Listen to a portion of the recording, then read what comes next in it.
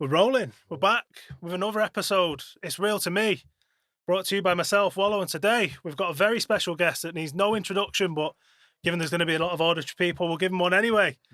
Ruthless Smashing Machine. Oh, that's me. Rob Drake. That's you. Welcome, brother. Yeah. How are you? I'm good, mate. Yeah, tired. Yeah, battered. Yeah, we just spoke off cam about, flying straight back from Bruges, you're jet setting all over the place. Yeah. How's life, man? It looks like you're living the absolute dream. I mean, to us anyway, that have never lived it, I think. Well, yeah, no, it is literally my dream. Yeah? It's actually, yeah, ever since I was a kid, played SmackDown 1, and then after that, no, I apologise, SmackDown 2. Yeah. And then ever since then, hooked on wrestling.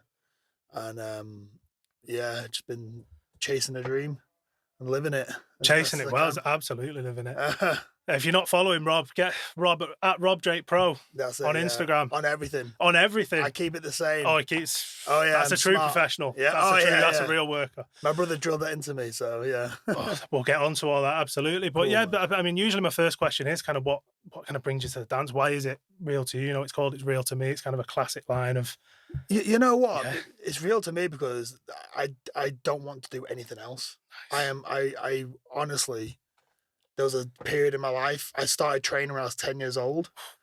And I had to stop just because I was so young. And training back then was very, very...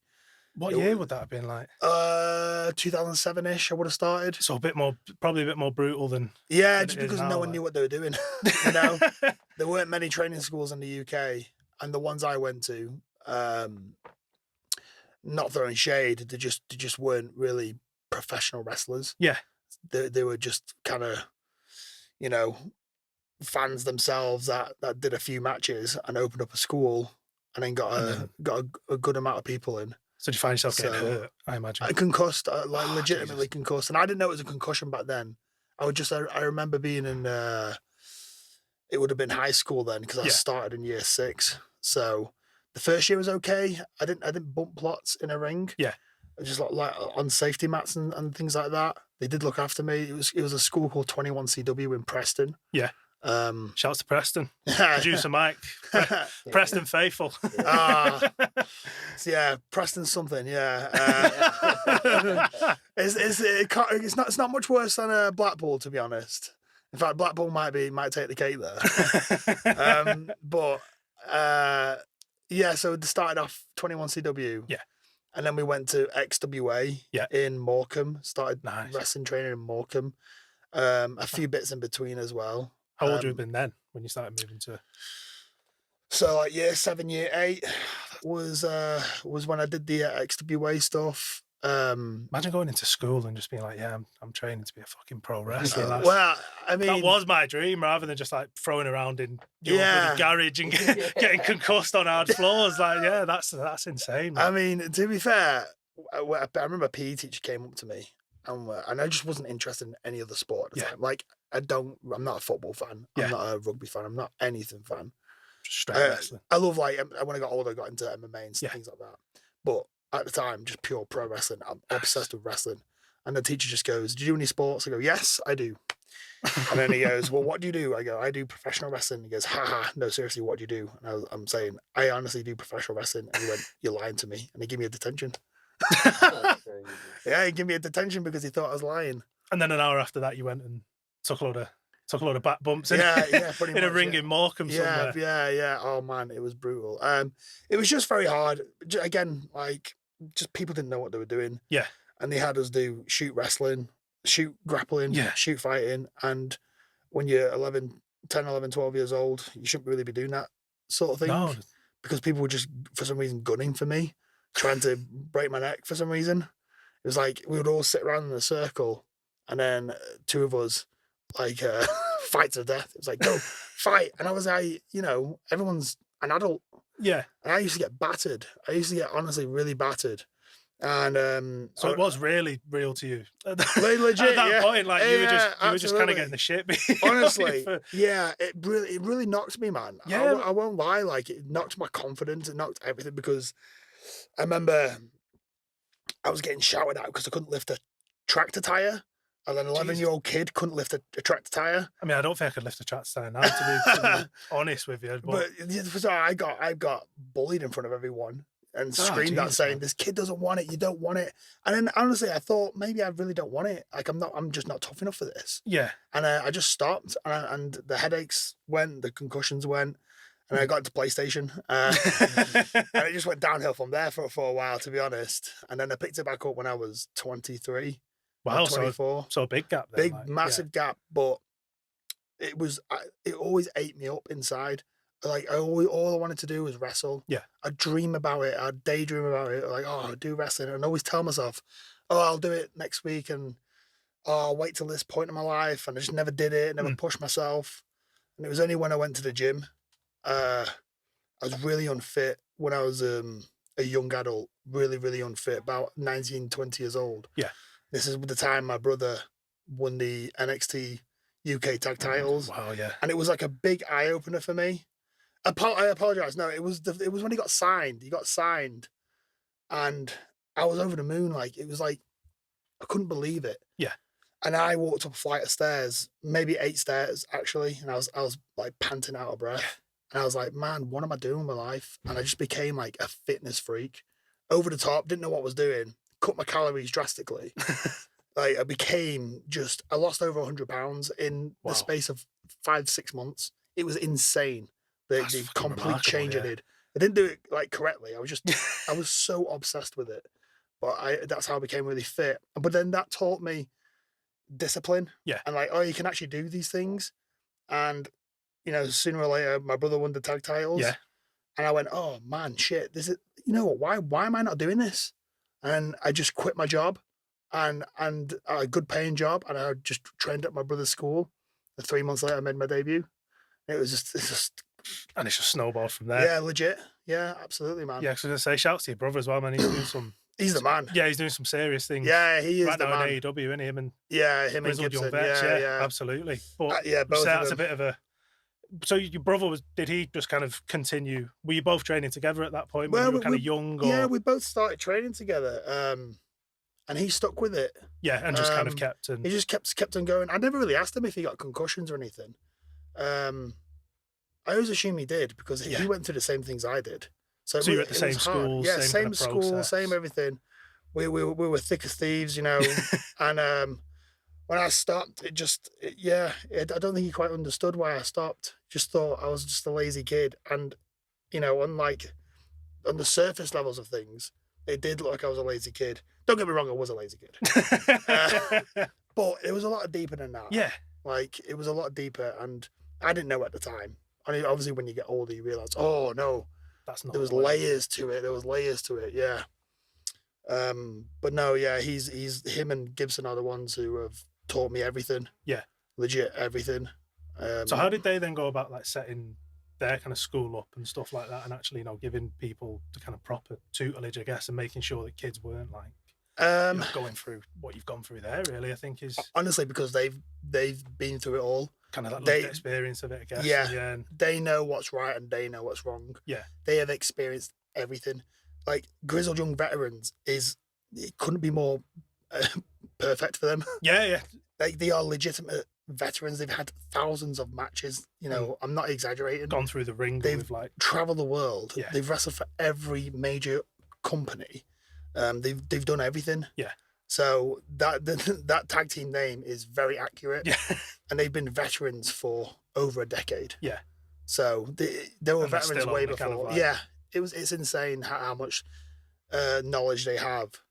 So I think they just got together and just opened up a school. I don't really know much about it because this is a time period where my brother was doing all these big things and I was kind of just doing nothing. Yeah. And I was just kind of like finding my feet really in life and just becoming a responsible adult. Yeah. He became a responsible adult at just an incredibly young age. Yeah. It really took me a long time to get there. But it just shows you like not everyone kind of takes, I guess, that kind of same road they to don't, kind of get to where they go. And they don't. You both had that dream, but to kind of see absolutely two kids kind of in the same spot can kind of it's move crazy in different ways and find their feet in different ways. Absolutely, yeah. But look at you now, man, absolutely smashing it. I'm trying, man. Yeah, thank you. Mate, It's I saw hard the work. props you got from Tajiri. That's some. Crazy, right? Yeah, I saw that and I was like, wow. No, honestly, Like that would be like a dream. Were you training with Tajiri every out day. there? Yeah, pretty much. Yeah. That's incredible. No, That's so fire, bro. yeah, honestly, yeah. So Tajiri would do like Tuesdays and Thursdays, but it's brutal, hardcore. Yeah. It's I like was gonna say, balls what's to the it like? wall. Like, how would you compare? Like, you know, you've wrestled a bit in Japan now, and they're quite famous. You know, the strong style. And how would you compare that to kind of Brit Rest and every kind of style you've kind of matched up with so far? How do you think? So for me personally, this is not knocking. I don't want to create a war on wrestling. You know, yeah, I'm not trying to get you any styles. heat here. Yeah. No. No, but I just think they do it right over there. Yeah. They look at me. They look at what I can bring, and all they could do is highlight everything that I'm good at. Yeah. And they try and hide everything that I'm not good at. So, you know, over here, if I'm on a show and they go, you've got a set amount of time, sometimes I try and tell people, you know, if there's I was on a card, the Belgium show, Yeah. and there's 8 matches. That's a lot of matches. Yeah. It's late at night, and every match is gonna go 8 to 12 minutes. Why? Like it gets boring. Yeah. I'm trying to tell people, like, don't do that. Don't go 8 to 12 minutes. And that's just the difference. Is in Japan, they don't really give you a time. They give you a rough idea, but all they want is set things in a match. And obviously, if you take the mick, it's not good. But they go, today, Rob, we want this from you. Look as dominant and as strong as possible. Whereas in the UK, people expect you to do everything. Yeah. You've got to just throw the kitchen sink, and then you've got another 6 matches to do, and everyone's doing everything. So me personally, I don't like that, because I've watched wrestling since I was a kid. Yeah. I've seen everything, and wrestling fans, show you yourself. Yeah. You've seen everything at this point. Where if you go to an indie show, and you know you're watching, you've got 6 matches, and every single one of them starts the same, or has the same beats. Yeah. Has the same rhythm. You know when when the bad guys, you know, putting the hurt on the good guy. You know it. You can kind of just look. You can kind of clock off and go, I'll wait another 3 minutes because that's when the good guy comes. Yeah. Comes back. Shouldn't be like that. Or you kind of think, you know, I know this match will end in probably about 4 minutes. There you go. I'll go and get a beer. There you go. And then you go back and it's the same thing again. Whereas, and you can predict the finish. You can predict everything. Well, I think I've harped on a little bit on previous episodes and stuff about unpredictability and kind of how. I mean, I'm sure he's still very tapped into what's going on worldwide in terms of all wrestling and how everything is kind of. It does feel a bit samey and predictable, and I think if Japan are kind of offering. They just don't really. They plan just different matches. Like, well, I saw one of them like were you wrestling at like a business lunch. It looked like oh my god, that was insane. I literally saw that one picture and I was like, I wish I had clips. I wish I had videos of that. I'm sure I could get the video, but it was just absolutely insane. Another good thing I love about Japan is I feel really like I'm an actual attraction when I go over there. Like they promote me a certain way because they know that's going to bring fans in. Whereas over here, a wrestling show is a wrestling show unless you just, you know, a Leon Slater, Will Cruz, you know, a Luke Jacobs. Those are actual superstars. Other than that, everyone's kind of just on a show. Fans would just want to watch a wrestling show. Fans don't specifically want to watch a certain person. And that's just because if, let's say, I'm wrestling this weekend and wrestling next weekend and the weekend after, why would a fan go, I'll go out my way to watch him this weekend when I can just catch him 2 weeks from now, closer to my house? I forgot what my point was. I completely forgot what my point was. About how much of an attraction you are in Japan, I think is where we're Yeah. So like legit, I'd walk out in the street and people would know who I am. After 2 matches, people would be asking for my photo, stopping me at restaurants and local shops. I'd get free meals. I'd get free gifts from people, and they're just like. They treat you. It feels like you've gone back in the 80s. Yeah, and you're an actual star. Do you think that's testament to how the kind of companies are building people? Do you think it's potentially more fanatical in Yeah. terms of people that are out there and just really kind of invested in. Yeah, it's the culture and everything Yeah. because the wrestling in Japan is one of the biggest things. It's so huge, and that's another thing why I love it more because wrestling is huge to me. Yeah. So while I would want to go to somewhere where it's the biggest, and it just for me personally, it just feels the biggest in Japan. It's just amazing, and also the culture is amazing. Yeah. I love the people, and everyone I worked with, all my peers, was so respectful and nice. I was expecting something, nothing like disrespectful or anything, but like I just expected to be portrayed in a certain way. Like Yeah. you're like not bottom tier, but we look at you here. You have to really work your way to get to this level where earn it respect, wasn't. I guess, Well, yeah, it wasn't really necessarily that they all already respected me. Mm-hmm. But I think the fact that I just showed up every day, no, don't complain. You do all this conditioning, and you do all this wrestling, you do all these bumps, and I'm telling you, man, like I was hearing pain. I was just my ears were ringing. Yeah. It was that brutal. And you just smile and go, yeah, let me do another one. Oh, I didn't do that. I quite got that wrong. Let me just do another one. And my heart rate is pounding right now. And I'm just pushing through it. You just no sell it. And then I would wake up in the morning. I'd be so battered. I could barely move. And I've got like another 4 days of hardcore training. Then I've got to rest on the weekend. It's mental, man. And I think they really respected the fact that I went over and I just embraced their culture. Yeah. I said, I'm willing to do whatever you guys do. I'm part of the team. I'm going to do everything. That's a testament to you as well. I mean, they want to kind of book you as like a star dominant attraction, but just go in and kind of, I guess the old school people call it paying your dues, I guess. And paying your dues, man. It legit, yeah. He's I think if you apply that to anything in life, I guess, and you just open yourself and allow yourself to be a bit moldable and malleable, I think. Absolutely. I think that's a little bit of a lost thing is paying your dues.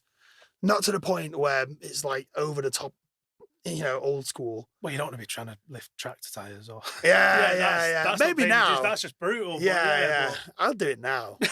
But maybe not. Maybe not at 10 years Maybe that's old. the next challenge. Yeah. Yeah. We'll get you on YouTube just pushing that. Yeah. And doing just do a massive fuck you to whoever that guy was. Well, yeah. But no, man. So that was your first time in Japan. Yeah. It's my first time. I'm gonna go back to Japan. Yeah. The kind of like out training there. more and also getting booked more as well. It's just it's my goal is to be in nowhere. That's my goal. Brilliant. I believe I can get there. To be honest, I want to become a name in Japan. I truly think it's the first time I felt really confident and like it's pretty set that I can really achieve this goal. I'm huge over there, like physically huge, and they love that. Yeah. They just love that, like a stand out, like a sore thumb. I was literally one of a kind. Yeah. I didn't see anyone that remotely looked like me. And so in terms of like who you were booked with and kind of wrestling, what kind of style do you think kind of complements you as like a more of a bigger guy, especially over there, as you say, where like you are like a huge attraction? Do you feel like you work better with guys that are a bit smaller, or do you think? Yeah, for sure. I love working with smaller people. Yeah, because I love telling the story. I love being like a bully in the ring, and I love telling that story that I'm the big bad bully. But then the smaller guy is starting to kick the bully's ass. Yeah, like one of my biggest inspirations is JBL, and when I went to watch him against Eddie, we've said this before, and a friend of the show. He's just he's got to be the best heel of all time. Yeah, he's definitely my favorite, and I think he's so underrated. And I think if you are horrifically underrated, if you're of that era of like early SmackDown, like I never hated anyone like I hated you. Yeah, that's what I mean. When I was like, because I was like maybe 8 or 9, kind of first coming into watching SmackDown. Yeah. He was just that. I remember that I Quit match with John Cena actually, where he's bleeding. Yeah. And I actually clipped that up and put it on the bloody TikTok because I was just kind of fucking about with edits and stuff, and I was like, it's class. It's class. I just watched him versus Eddie at Judgment Day. Yeah, and JBL he's huge, by the way. JBL, yeah. And when he's giving it, he gives it like no other. He's kicking the crap out of someone. Clothesline from hell looks brutal, man. And I imagine it probably was for a lot of people. Yeah, as well. yeah. I imagine he left a bit in. Like you've got it, man. That's my style. You know, if I got in the ring and I'm looking like this big bad dude, and the fans go, oh, he didn't really hit that. Yeah. It just kills the illusion. We're already selling. It ain't ballet, as It they ain't say. ballet, It ain't man. ballet. But especially these days, everyone's in on it. Yeah. Like super way too much in on it. Where it's really hard. It's like watching a Star Wars film. Yeah. And you've got all the directors and everything sat next to you going, yeah, so this is how we did the CGI. And I'm like, you're killing the magic a bit. It's me personally, we're killing the magic of it. I get it sells, because that's the way the internet is. Even if you watch people go on about movies and go, oh, we think this should have happened, and then they give like a whole 5 paragraphs on how the story should have went. I'm just watch it, man. Yeah, just enjoy it. Just enjoy it. If you didn't like it, you didn't like it. You shouldn't. I feel everything has just got too much opinions in it. Yeah. And that's the thing with wrestling. We're killing the magic a little bit by we're letting too much. I miss the old days where the heels were the heels, Yeah. and the good guys were the good guys. Now it's kind of blurred. And that's another thing with like British wrestling is people just want to get their stuff in. Whereas, for me personally, I don't have to get anything in. Yeah.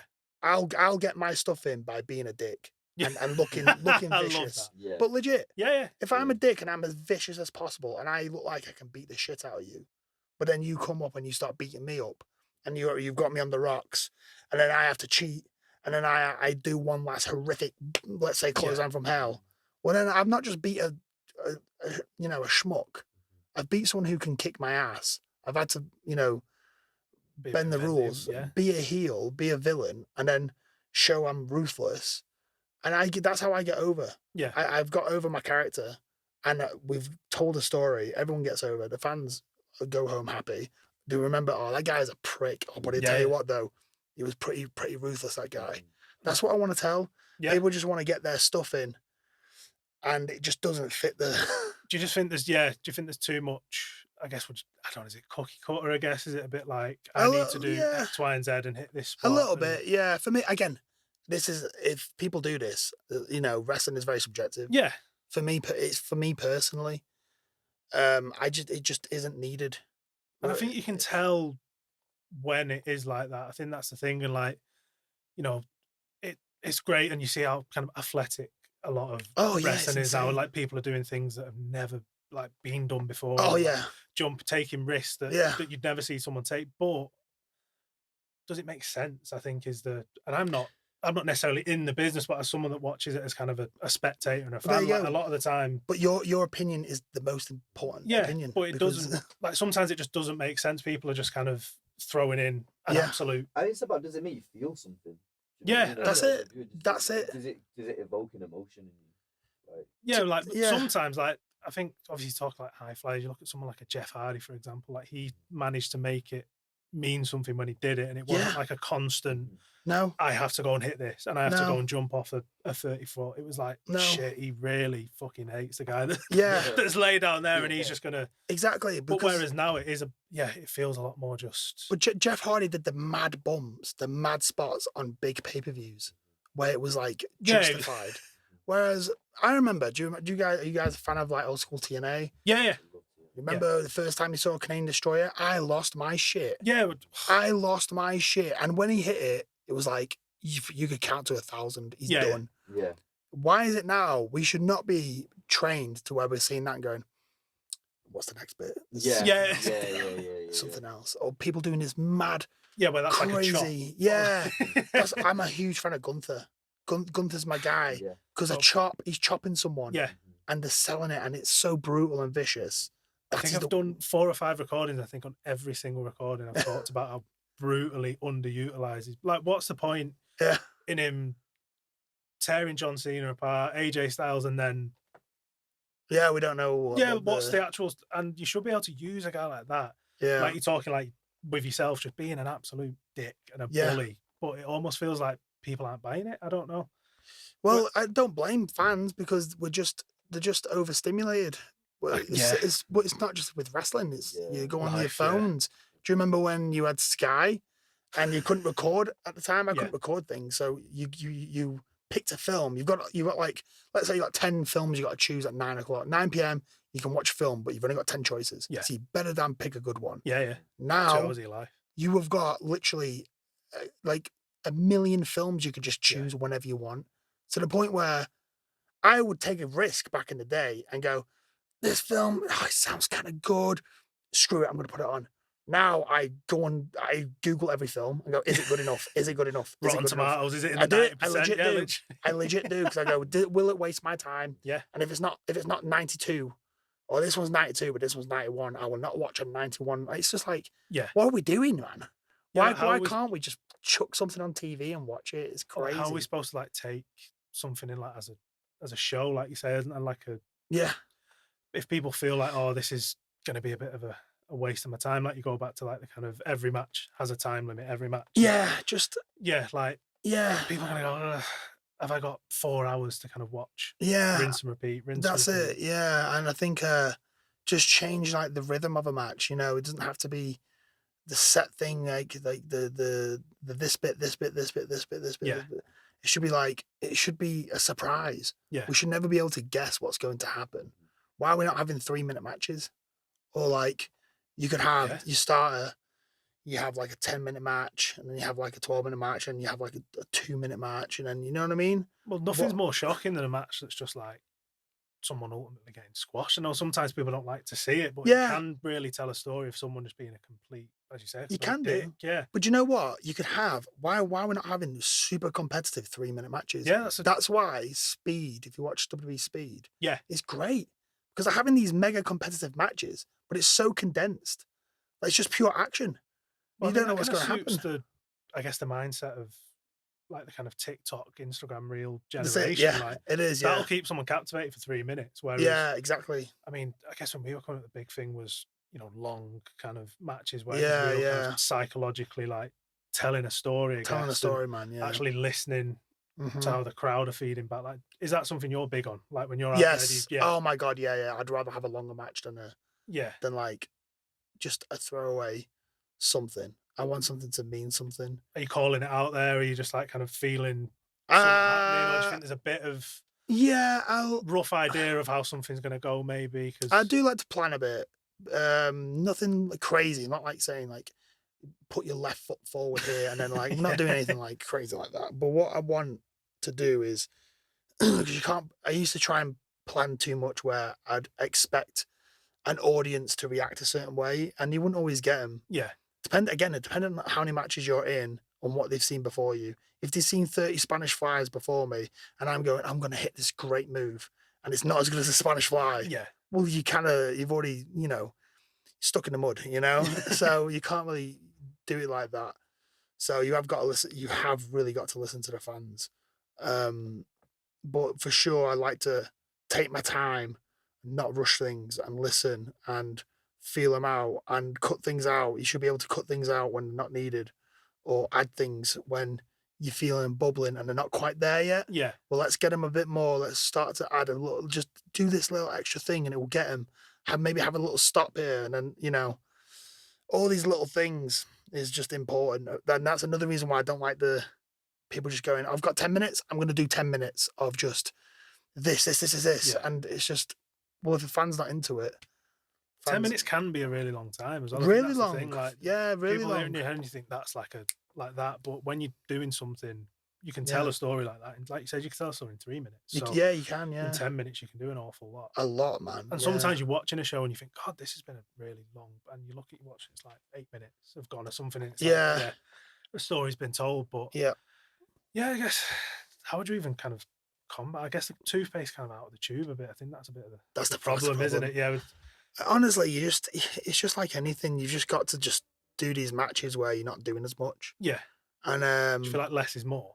100%. Yeah. But it's going to suck for a while. It just naturally will suck because we're fans are so spoiled. They're getting everything in these matches. Whereas if you strip it back immediately, they're getting the bare minimum. And don't get me wrong, there is the side of too little. I don't want to do that where, I love the Attitude Era, but God forbid I can't watch the wrestling. Yeah. Like the actual on a random SmackDown or Raw, You watch Val Venus versus Viscera, you put me to sleep. It's crap. Yeah. It's just 3 minutes of nothing.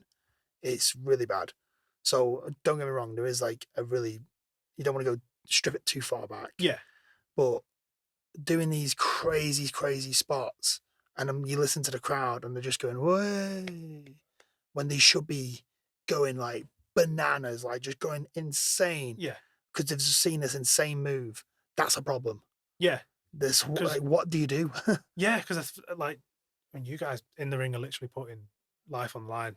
Yeah, Every legit, time, man. it's a fucking risky business. Yeah. And it's even more risky if you're jumping off top ropes, if you're going off ladders, and to do that and all you get is, hey, what's next? It's like it's soul crushing, man. Like, yeah, what are we actually doing? Yeah, what are you doing? Like, where can you go from there? So that's where. That's your job, man. You got to got to put the toothpaste back in the tube. Yeah, start bullying people. Yeah, exactly. Yeah, and a lot of it's to do is if fans are into you as well. That's why, like you said before, like feelings. If fans really into you, then you can really like watch. Okay, this is an extreme, way extreme. He's like the most over man on the planet. But watch Roman Reigns. Yeah, he does nothing. Him versus Drew McIntyre, he did a lock up and a tackle for like 5 minutes. Yeah, and the crowd is going in like just bonkers. But even everything, like he's really, I guess he's methodical. He walks great. slow. People don't really see it, but but he's fantastic. How can you not? Because you're into him, you're into Roman Reigns. If I did that, people would be sleeping. Like so I can't get away with that. Trying to slow walk out now. No. Yeah. So like, I can't do a Roman Reigns match. He's just a mega star, obviously. Yeah. But we do need to. Yeah, me personally, not upsetting anyone. If you like your crazy, million miles an hour things, there's nothing wrong with that. Yeah. Why am I right? Why are you wrong? It's all subjective, isn't it? 100%. Yeah. There's always a place for it, and I think we all loved it. Oh, yeah. When it was kind of, oh my god, this is the first time. But as you say, now it gets to a point where how many more risks can people take to a point? Yeah. Where it's like in really dangerous positions. What more can you? I guess there's just a lot of wrestling these days as well. Yeah. I mean, how much can you watch of it? Yeah. Me personally, I'm having that, like, obviously trying to, I guess, create content for it is like, you could literally sit all day and quit your whole job and just watch, which would be a fucking dream. It's great. That'd be amazing. Yeah. If you got paid, if you got a good wage out of it, got paid to just sit and just like analyze it all day, but it's actually like, I feel like you look to your left on a random Sunday, like AEW doing a mad show in Australia, then you got Raw again, then you got all Brit wrestlers just popping up left, right, and centre, and the shows everywhere. You've got to pick and choose. Yeah, if you've got a full-time job and a family, and friends, you've really got to pick and choose what you watch. Yeah, I have not watched a Raw or SmackDown since I watched it live in America because I just don't have the time. Yeah, I can't sit and watch a full Raw or SmackDown. That's a pro wrestler. That's a pretty good position to be in as well. I guess if you're busy enough to a point where, well, it's just I have a normal life. Like, I just can't. I love wrestling. Wrestling's my job, but I need time with my family. I need time to like decompress. If I've wrestled a full weekend, I come home. The last thing I want to do is watch wrestling. Speaking of which, your fiance also a wrestler, Lara Austin. It's like exactly. How's that? Like amazing, it's amazing. It's really, really. It's so. Get home and zero talk about wrestling. It's not zero. We don't like say, oh, we're not going to talk about wrestling when we get home. Yeah. It's just we get burnt out, like miniature burnouts. If we love watching our TV shows. We're watching the Mr. Beast games at the moment. The second season. Is there a new season? Oh man, it's so good. It's just as good. It's just as good. It just gets. It's so good. Like the drama in it is so good. I'd tell anyone to watch it because it's just. It gets so juicy, especially at the end. Fucking each other up. Yeah. I want to ask you. Let me ask you this. So, if you were in the position, do you know when they get asked, "Here's $1 million. Will you take it?" So the first one was, you stand up on the podium. There's 6 of them, let's say. The money's going up and up and up and up and up, and whoever hits the button, basically they're the captain of their little team down below.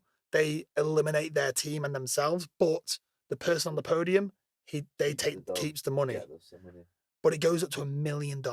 I Bro, watched it last season. Yeah. And she hit $1 million and she didn't take it. exactly. Yeah. I'm not.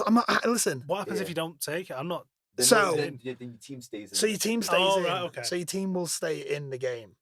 But so yeah, you're essentially screwing over your team. But here's my thing: it's a game show for one. A game show. We're Yeah. all against each other. Yeah. And Oh, it's brother, I'm taking that. I am money, brother. I'm taking that $1 million, and I'm not feeling setting, bad. I'm setting a point in my head where I'll go, I can look myself in the mirror after this. If I show Yeah. everyone for 30 grand, I'm a piece of Oh shit. yeah, You know what I'm saying? 100%. I'm Yeah. just saying, if it goes to $1 million, if It's no one's hit it at 700, I'm battering that. Yes. one, bro. Like, Thank you. yeah. Thank you so much. You've That's just a- validated my. I mean, yeah, that's a fucking life changer. I need to tap into this. Like, And the thing that gets me. I'm hitting 100. What are we grand, doing? To be honest. Well, the Oh, thing is- 100. Yeah. I mean, it's a lot of What are money, we saying? man. 100? Of 100k, I'm thinking about it. Bro, for sure. Oh, yeah, do you know what though? When you put in that 150. position, so like, there's another bit. I don't want to ruin it too much, but yeah, there's other bits where they have other opportunities to win $1 million. Yeah. And they go like, yeah, so yeah, I've got to save some for the other people because they've got like families and stuff. I go, that's great, but this is a game show, Yeah. and also they still have a chance to win the bigger $5 million. Yeah, that's So what that's the thing that gets me. We just watch an episode. Don't want to ruin anything, but someone takes something, and I was like, dude, you're worried about all these other people, right? They go, oh, my family, this family, this family. The first person I'm thinking of is my wife and kids. Yeah. I go, my family, Mhm. that's first. Yeah.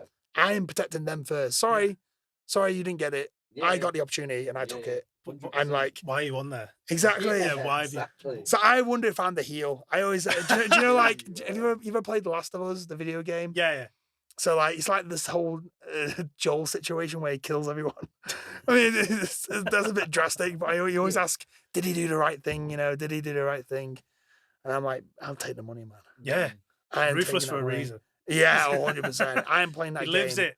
I'm telling everyone, don't worry.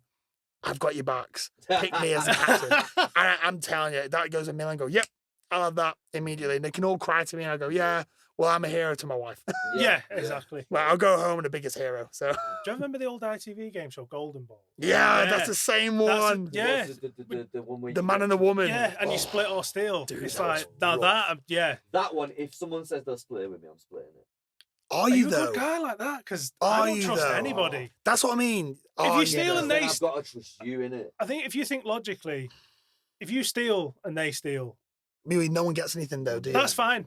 We're both pieces of shit. Yeah, We've got yeah. away with nothing. If I split and you, Here's the thing though, you're not a piece of shit because it's a game no, show. yeah, but Do you know like, what I mean? But, Like, we're both like, look what you did. Yeah.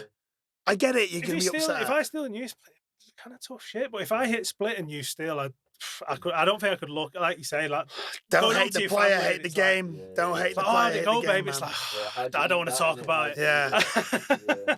It's rough. You've seen the one with the woman and the man, and they're both crying. They're like, waterworks is going, Yeah. and they're shaking, Yeah, yeah, and I like promise we're I gonna won't do split it. Yeah. The And, money was and they're talking about ridiculous that. as well. Yeah, it was like I don't want to say, but yeah, it was insane. It's And like 70 odd grand if I remember they're right. talking about like the families, and the guy's like, oh, and she says something like, oh yeah, you know, you're gonna treat your daughter or something, and that guy is crying, and she steals it, and I'm like, it's the most coldest, ruthless thing ever. But I'm like, don't hate the player, man, Yeah. hate the game. I remember Well, seeing you it can now. tell as well. Yeah. That's So I remember rough. seeing an episode where the woman put a curse on the guy. Yeah. Oh my She was god! like a plague on your house and stuff like that. Oh my god, that's Oh. crazy. I used to get unbattered from nights out and it'd be on challenge at like 3 in the morning. So I just lie there for like an hour not being able to That's- sleep. That is a banger. That's a banger at 3 a.m. No, yeah, that's what I mean. Sat there That's with like a a banger. takeaway and a kebab, just like, this is great. Honestly, that Oh, sounds man. like heaven. Right? Honestly, that I'm gonna have to sounds do that with banging. that Mr. Beast now. Yeah, Mr. Beast is good. Mr. Beast is like the next best thing, man. But That's class. But yeah, I guess you and your fiance kind of, both booked kind of world touring. Yeah. Talk to us like how It's how crazy. do you manage that? Like, how often do you even see each other? Like, It's is it- hard. Like we Do you often are. get booked together, or is it like a? Yeah. So this past weekend we're both. Yeah, I was in going to say I Belgium. saw. Yeah, I do want to get booked abroad more with her as well. It's just because another one. My goals were to be a wrestler and travel the world. Those are my literal goals, and I'm doing both simultaneously. So I'm just like ticking both off. Yeah. So I also want to travel the world with Lana as well. Yeah. It's tough, man, when we're away. Like when I was away for Japan, when I was away for America, it's very, very tough. It's long stints as well, and it's not like It is, yeah, it is long. And if I go back to Japan, it'll be even longer this time. So it's really tough. I had to make this decision in my head, like, is it worth it, and this, that. And, she's dead supportive. And don't get me wrong, we do suffer, but it is my dream. It's the thing, like, I just, I want to be a wrestler in Japan, you know. It's always been my dream. So, but I guess there's no one more understanding as well to kind of flip the coin than someone else who is also a wrestler as well. Yeah, it does help. Yeah. Yeah, absolutely. So if I've got, there's certain things we stone cold say we are not missing this. Yeah. So for example, where I got her tickets to watch Moulin Rouge, the what's this, musical? Yeah. Straight in there, yeah. He knows. Oh, I loved it, man. It was fantastic. I've heard it's brilliant. But I bought that. It was a Christmas present. But it was like months. It was near her birthday, which is in September. So I got her that, and then we both just said, this date, no matter what is knocking on our door, we cannot miss it, and we didn't. Non-negotiable. We do have non-negotiables, absolutely. Then there's other things like if it was my birthday, she had like a big important booking. Granted, like if it's something that's not exactly major, I would be like, is it worth it? Yeah. But, I really wouldn't mind. I totally understand. She would be the same as well. That's brilliant, man. Yeah. True love. Shouts to true love. True love in wrestling as well, yeah. Yeah, it's great. It is good, man. Yeah. Absolutely. Yeah.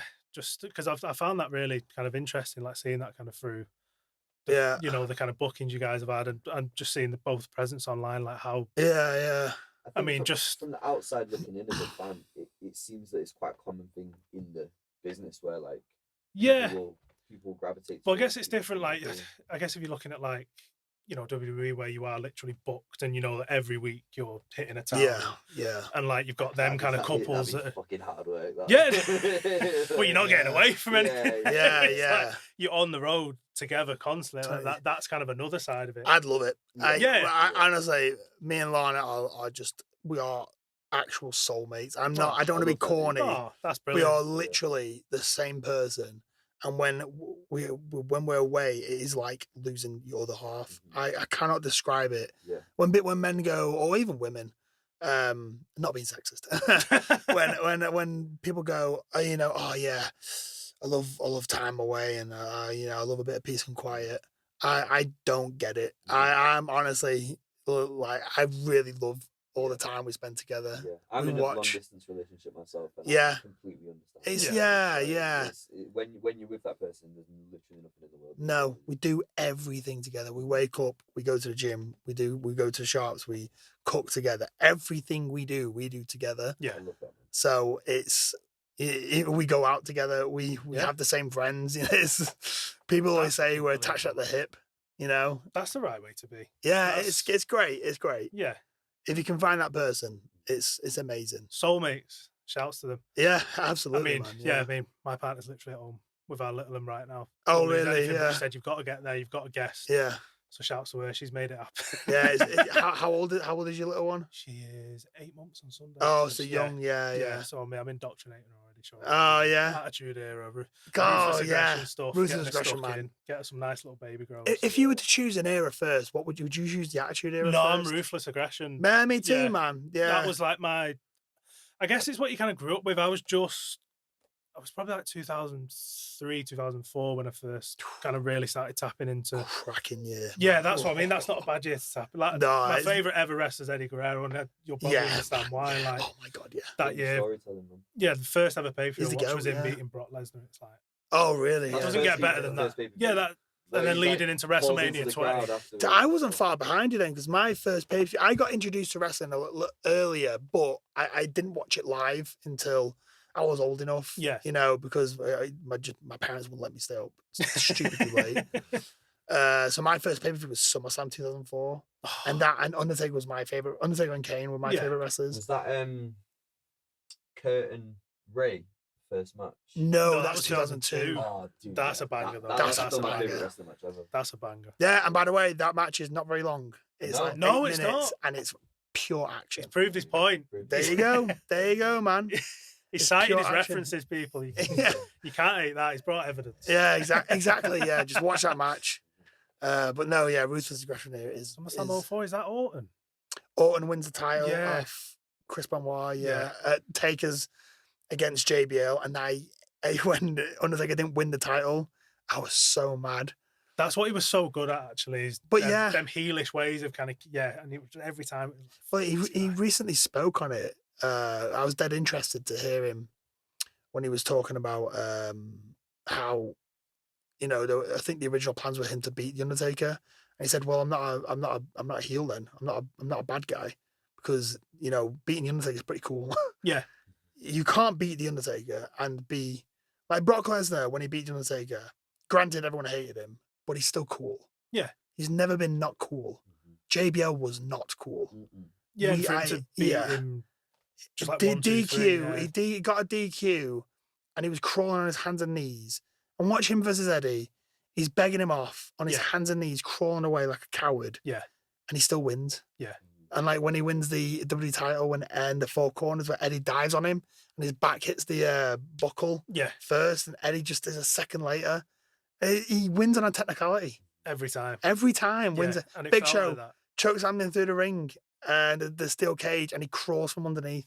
I remember that vividly. That was brilliant. So good, man. Yeah. So He's good. so underrated because he was on, I think he was on Undertaker's podcast, which is That's the one I watched. Yeah. 2026. What an insane thing to say. That Which, Undertaker yeah, I has a know, yeah. podcast. If you told me, if I was just like, if I was watching SummerSlam 2004 and I had this like weird moment where I'd fell asleep and like I just imagined Undertaker's interviewing JBL, I'm like, whoa, that was like the wildest. That is a crazy even the dream. concept like a podcast in 2004, what people would just be sat around just Talking. Wrestlers like, talking. Yeah.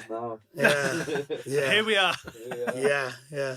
But yeah, it's like, for me, and obviously people who were just before me, like the Attitude Era, some of it is brilliant. But I think I alluded to before, some of it, when you watch like full pay-per-views, or even like they've got like the Raw Vault now on like Netflix and stuff. Yeah, it's hard to watch. Some of it is really hard to watch. But it's like anything though.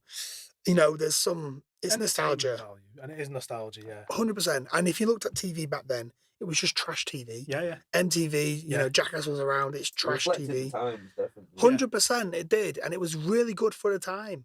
It's exactly what the world needed at the time. It's what they were hungry for. Absolutely. But now, you know, as TV's got a little bit more mature, storylines got a little bit more interesting, and the wrestling got a little bit better. Not saying that no one could work. 'Cause, oh my God, you had like the best wrestlers. But they just like Bret Hart, like technically. Everyone, Stone Cold, The Rock, Triple H, like everyone was a sick wrestler. It wasn't that? It was like, okay, you've got 2 minutes, do this, and then you're gonna get attacked by Crash Holly. He's gonna come in with the hardcore title, and then you're gonna chase him, and this is gonna happen. And it's just like, whoa, what's happening? And it's like cut to a backstage segment with Mae Young giving birth to a hand. Oh my God! Yeah, I remember that. That's a lot to core memory. You didn't want to think about. Yeah. And all the stuff with her and Mark Henry is like, but that's what I mean. But that was TV. That is wild, man. Do you remember Willy Wonka just making awful things happen? It's crazy, man. Like Kai and Tai chopping off Val Venus's penis. I always come back to that with the big machete. Big machete, they're so good. Right to censor. It's so wild. But you weren't scarred by that like first time going to Japan. Just no, not like, I hope that's not the induction. Yeah, I'm no Val Venus, so I thought I was pretty safe. Do you remember when Big Boss Man cooked Al Snow's dog, and it made him eat it? Yeah. Or even like Big Boss Man with Big Show's dad. At the funeral. Driving the bloody... it's just... the coffin around. Yeah. Big Show like leaps on it. You just got this big, absolute gargantuan. Do you know what I mean? Trash TV. Yeah, it's just like. Whereas I think Ruthless Aggression really kind of, as you say, it pinned together them like Paul Heyman SmackDown, especially like the kind of storytelling. And the wrestling was so good, man. You've kind of just kind of post like the invasion, so you've got such a mix of wrestlers, but it's still kind of SmackDown and Raw and fighting. Don't get me wrong, you had like your corny storylines still. Yeah. But it was just, I think we just got a little bit more, it felt a bit more real, I guess. The storylines felt a little bit more real. Don't get me wrong, we had the Katie Vick storyline and we had anything to do with Kane. I love, by the way, this is a real hot take. My favourite version of Kane is just 03 when he just first takes off his mask and he's this maniac, insane. Where he set Jim Ross on fire. Psycho killer. Because then you've got Jim Ross every week, like, send him to hell! That son of a bitch, Bastard Kane! As a kid, the most scared of any wrestler I've ever been was Kane, I was obsessed. 03 Kane was fucking terrifying. I loved him, man. I absolutely loved him. When he came out, and he just didn't run with it. Yeah. His entrance when he comes out with a towel on, and he's got like a cop escort, like 6 cops, have, like, the chains on him. Why did he not keep this up? It's such a cool entrance. And then like a year later, like he's got Snitsky like volleying a toy baby. A toy baby, like, do better. Madness. But we kind of touched on the best place and the favourite place to wrestle. What's the worst place you've ever wrestled? Oh, wow. Well, it's There definitely was something that sticks out where it's just like, bloody hell, like. Oh my! I mean, yeah, there's a few. I mean, on the camps, I did the camp shows when I first got into wrestling. Yeah. My second ever wrestling match, even my debut. I feel like debut, you can't really say it's your worst because obviously it's going to be your worst. Yeah. But it's also your debut, so it's like it's a good moment, isn't it? At least my actual debut. It was in like a field in Wales, and it was fun. Yeah, I had a good time. I did WWE moves with a wrestler called Declan McCarthy. He was fantastic, by the way. Yeah, and we just did WWE moves, so it was fun. But the week after, my brother said, "All right, you're doing 6 weeks on the camps," and I was like, "What?" He's like, "Yep, you're gonna do 6 weeks on the camps. You're gonna wrestle like 4 times a day, 6 weeks." I was like, "Oh, okay." I was not ready for it mentally. How I was old like, are you at this point? I was 24. Yeah, I was 24, so I was a grown man, but I've never done anything like this in my life. It wasn't like the early years of no, actual like getting back into the So, my first match on the camps. This is how contrasting it was. So the first match I had was when technically the school holidays started. Yeah. So when you go to these camps, like Butlins or other ones, holiday camps. Holiday camps, I don't know any others. It wasn't even a Butlins either. It was Skegness. It was just in Skegness. Anyway, so I did a show in the afternoon in front of, I'm not kidding, 4 people in a room that can hold like 3,000. Oh. And there were 3 old ladies and a young man. And the 3 old ladies were loving me because I was real young, shaven, had that blue. I was real skinny at the time, like blue basic trunks on. Was this like post the mega weight loss that you kind of spoke? Yeah, I was super skinny, man, like good looking young lad. And I was like, is this wrestling? Is this wrestling? But the contrast is that, so that's the afternoon where everyone's driving to the camps. Yeah. So at the evening when you wrestle again, I wrestled in front of like 2,000 people. Whoa. I was like, what? This isn't, I just couldn't, I was freaking out every day. Yeah. For a good 2 weeks because I was wrestling in front of thousands of people. And then I got used to it. Because I was wrestling legitimately 4 times a day for 6 weeks straight, man. So it was only the first match where it was it was like 4 people. Legit 4 people, man. Like every other. Oh, it was worse than that, man. Oh my god. You just could hear a pin drop. And that's what I mean when I guess the one aim is to kind of hear something. You've got to hear something, man. Yeah, and it's just, you're just hearing the mat crash. And it was probably rough. You guys calling. Yeah. Luckily, I would have been so nervous back then. I would have planned everything backstage and just remembered everything. Yeah, and it would have been the most simple match. It was the most simple match. But yeah, that's probably, I don't want to say it's the worst, but where's the worst, man? Like, I mean, is there anything just like anywhere like just crazy? Like you got like the business dinner, for example, that you did. The business The business in it was That's just so etched in my mental, brain man. for some reason. Of just So, guys like- just eating their lunch, and you. It was so these businessmen were like millionaire businessmen. They're not just like, your random men in suits and ties. They were sponsors of the. So in Japan, everything the company works on sponsorships and things like that, Yeah. and they're looking for new sponsors and what have you. So you're there to basically sell a product. Yeah. So I was personally asked to, come and wrestle, which I was very honoured. But I also got asked to make a unique separate entrance to everyone, where everyone, let's say, comes out this way and, the crowd is here. Well, I come out through the crowd. So they're all like just looking at me. And when I come out, let me tell you, when I say it felt like almost I was on sale. Everyone was just looking at me like, oh, like, look at this specimen here. Look at this specimen. Oh, yeah. And they were just like touching me, like grabbing my muscles and things like this. Crazy, man. Yeah. And afterwards, we're getting the photos. Tajiri was saying, oh, yeah, come, we get photos with everyone. Yeah. And everyone was just trying to like squeeze my arms and like compare my legs and stuff like that. It's just so wild, man. How's that? Because for me, I feel like someone kind of pinching me and grabbing me is like my worst nightmare. It's yeah. I mean, you're doing a pretty contact sport, to be fair. I guess you kind of get used to. I suppose, yeah. I've never really experienced like people wanting to squeeze me.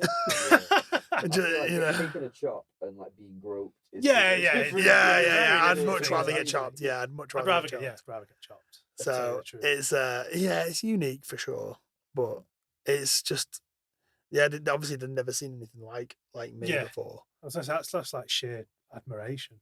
Yeah, I mean, being a bit of a, as you say, kind of in your own words, being a bit of a dick. Yeah, Do you ever get any like serious kind of fan heat, or do people just kind of respect the art of the show? Because I'm guessing years gone by, you get things like jumpers over the barricade. I'm sure that's probably not. I've never had a jumper. Yeah, but I have had people like just try and be.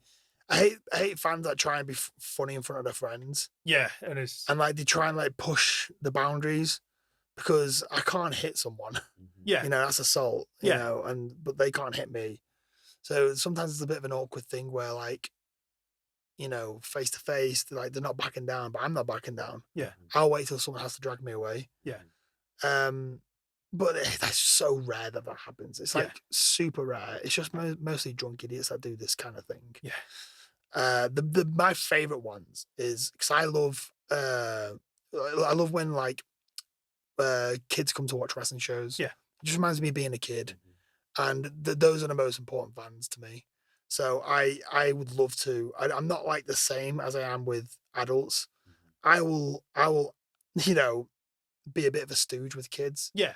I'd let them, I want them to enjoy themselves and bring them in on the fun. And that's the part of the wrestling show. We've got to bring the fans in on, they're in on it. When you're closing them off, it's not as fun. Yeah. But when you're bringing them in, they love it. And the kids, man, I love having fun with the kids. Think of how real it was. Yeah, exactly. For me. I feel like a moment that always stuck with me was when Stone Cold's like going person to person, like asking what job they do. So I saw that video like, the other day. Yeah. I hate a guy that someone and she's like works for some like Christian charity or something. If there's one thing I can't stand, and you can see him do the maths in his head. And he's it's like, such a real moment. Yeah, man. Where he like breaks every fourth wall and he goes, I actually can't tell you. Yeah. And it's that thing's like involving people in it. You've got to involve people, man. And like the kids are the purest minds for it. Those are the ones that think it's real, and those are the ones that ultimately we're wrestling for. Yeah, they come to these shows, and I don't want to feel my job is I have great pride when I go to a wrestling show.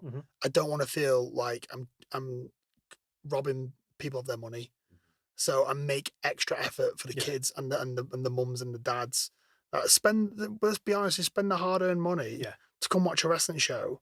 The last thing I want to do is go, we'll take it easy. No, there's kids. I want them to hate me. Or if I'm a good guy, I want them to go insane for me. Shit crazy. I'll go insane. I just copy Edge. I just do his entrance. He's going like insane.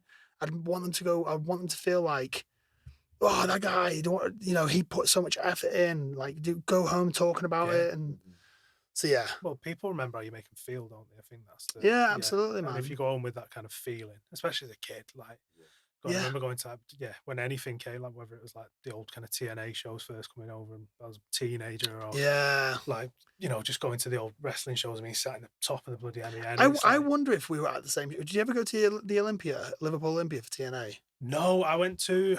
Did they do it at the Manchester Arena? It probably might have been did. one smaller, because Drew McIntyre, when he was Drew Galloway, stood on a this chair is in the crowd way. and he fell off. And Oh, really? that was That's literally class. about like a place round from us. That's class. It was when TNA kind of little bit of a dip, so it wasn't like it wasn't mega booming. expensive to be quite close. Yeah, so I think at the time okay. it cost me like 25 quid, and we were like, Whoa, we were really? near the mix. So it was like, fuck, this is. Damn. That's Whereas good. like all the kind of WWE ones, it was like, Yeah, literally in the nosebleeds, and I never went to one as a kid. Just my dad couldn't afford it. yeah. No, literally at one, and it was like a year long like gift, like every birthday, Christmas was like cancelled for it. That's class. But I saw Eddie and Ray. It was like so that's one thing that'll always. I'm say. jealous, man. I mean, I saw it from like way up there. Hey, you can say you were there. I can remember that tiny little same- ring. yeah. It was real to me at the time. you breathe the same air as Eddie Guerrero. Just think about that. That's That's not bad. An hour now. Shit. Yeah. It's flown by, It's man. flown by. Yeah. Well, before we kind of wrap it up, where can we see you in the coming weeks? Where are you booked? Have we got anywhere that we can actually people locally can tap in, people around the world? If there's anyone listening beyond these great UK borders. So like so TNT, I was gonna say TNA, I wish. TNT next Saturday. Nice. Hangar 34 in Liverpool. And I'm taking a little bit of a rest. I'm a little bit banged up at the moment. Yeah. So I am resting, trying to rest anyway. But and I'm going to go back to Japan this year. More international bookings. Just keep updated with my social media. Yeah. And you'll see everything. At Rob Jake Pro, everywhere. Everywhere. That's it. Yeah. He's unanimous. Official. Yeah. That's it. Yeah. Well, no, thank you for coming on. It's No, been an thank you, absolute man. pleasure, and that hour Yeah. has literally flown by. Flown It's been by. a pleasure Class. to talk about everything. And No, absolutely, man. best of luck with absolutely everything, man. It's a pleasure to have you on. It's a Thank pleasure you. to have you as a friend of the pod and our first official guest. That's class, Hopefully man. there's many more. Yeah, absolutely, man. But yeah, if it's real to you, it's real to me. Stay tuned in. Thank you very much.